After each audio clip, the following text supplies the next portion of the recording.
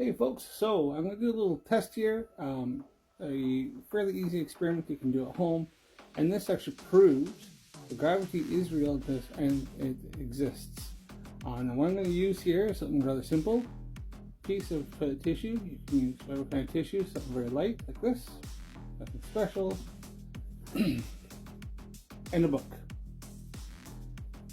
And I'll show you what I'm going to do here and how it actually works. This actually proves gravity. Alright, so here we are. Camera's all set up. There's the tissue, one hand. I have the book in the other hand, showing you it's the same book.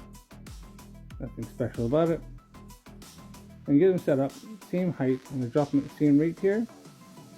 I'll make sure that both items are both at the same plane, and there you go. As you can see, the air resistance affects the tissue much more than it does the book.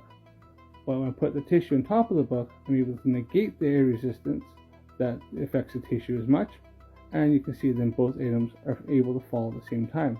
The book is not sticky, there's nothing that holds the tissue on there, there's nothing like that, it's actually quite slippery. So put it back on there again, and as you see, both items fall at the same time.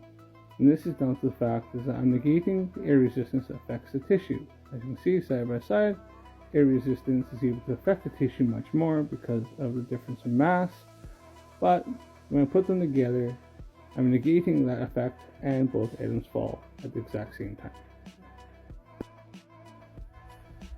And that there works because gravity is actually working on both objects, but when you first have them side to side, you have wind resistance that's working on both objects, but it's able to affect the toilet tissue much more, as the toilet tissue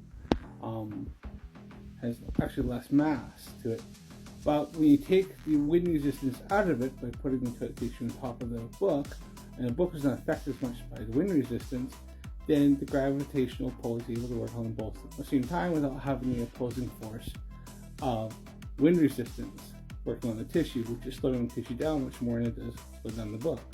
As you notice, the book doesn't change its speed, dropping from not a very high height. But what it does do is that since it's not affected, the toilet tissue is actually able to then fall at the same speed as it's not receiving as much resistance. And that there proves gravity does exist. And it's one way of easily proving it is just by using something like that.